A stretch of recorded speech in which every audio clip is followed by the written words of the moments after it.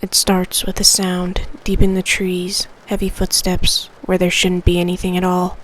What would you do if you heard something out in the forest or felt like something was watching you, but when you turned around, there was nothing there? Across the United States, and especially in the West, thousands of people have claimed to have encounters with creatures like Bigfoot, the mysterious mind-dwelling Tommyknockers, and the shape-shifting figures known as Skinwalkers. These stories have been passed down for generations.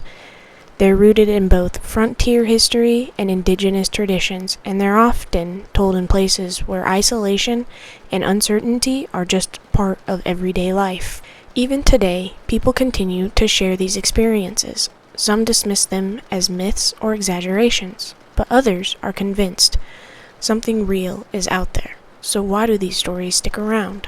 Legends like Bigfoot, Tommyknockers, and Skinwalkers don't persist because of proven evidence, but because they reflect something deeper: fear, cultural belief, and the human need to explain what we don't understand. Hi, I'm Kinsey. Whether you're here to learn something new or just to listen along for the story, I'm really glad you're here.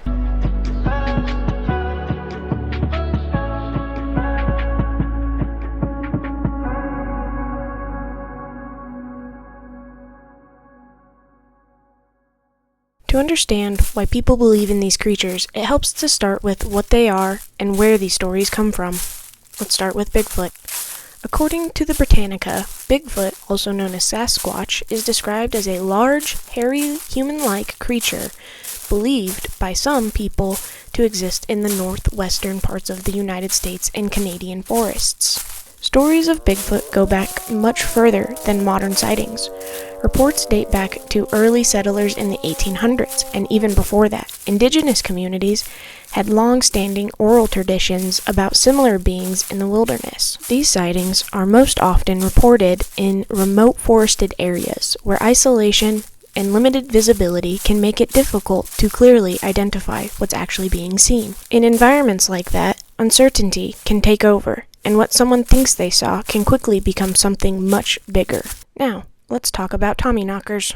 Tommyknockers come from Cornish folklore and are believed to live in mines and caves. According to Piper Russell, they are described as creatures that could be mischievous, but also known to warn miners before a collapse. For Cornish miners, this belief wasn't just a story, it was part of their everyday reality. Mining was dangerous, unpredictable work, and strange sounds underground were common. Believing in Tommyknockers gave those experiences meaning. When Cornish immigrants came to places like Colorado, they brought those beliefs with them. Over time, the legend became part of America's mining culture, still reflecting the same themes of danger and survival. And then there are Skinwalkers. According to Josephine Campbell, in Navajo tradition, Skinwalkers are described as mythical figures regarded as dangerous witches capable of shape-shifting into animals.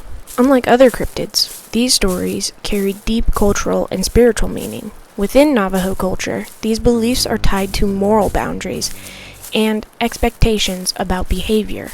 Skinwalker stories are not told casually or used for entertainment. Instead, they are treated with respect and caution.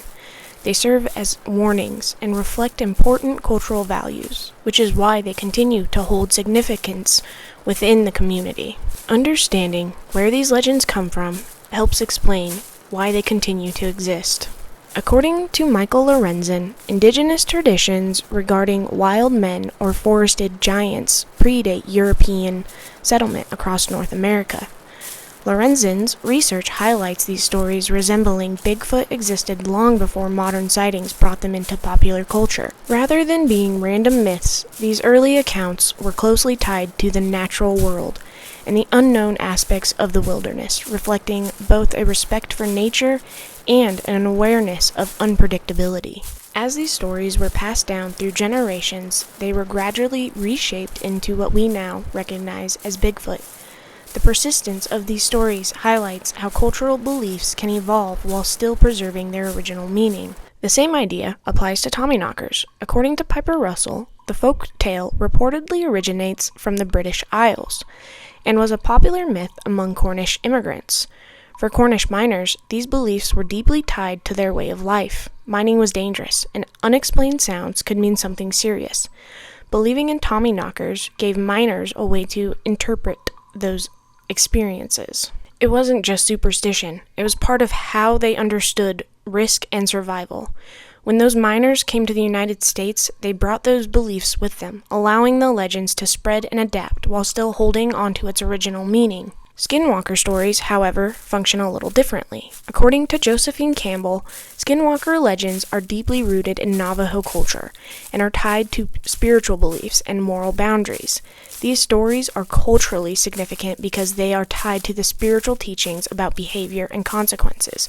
They serve as warnings, reinforcing what is considered right and wrong within the community. Because of this, they are not widely shared outside of the culture and are treated with respect and seriousness. Skinwalker stories are not just legends. They are part of a larger system of belief and identity. While these legends are rooted in cultural tradition, people often experience them through fear, especially in unfamiliar or isolated environments. Bigfoot sightings, for example, are often reported in remote areas where isolation and limited visibility can heighten uncertainty. According to Fisher, research indicates that natural environments can be associated with fear of the unknown. In dense forests, where visibility is low and sounds carry differently, the brain becomes more alert to potential threats. Something as simple as a branch breaking or an animal moving through the trees can feel much more intense than it actually is. In these moments, fear can shape how the experience is interpreted. The same applies in mining environments. According to Keck Caves, mines and caves are often unstable, with risks of collapse, and narrow passages can cause injury.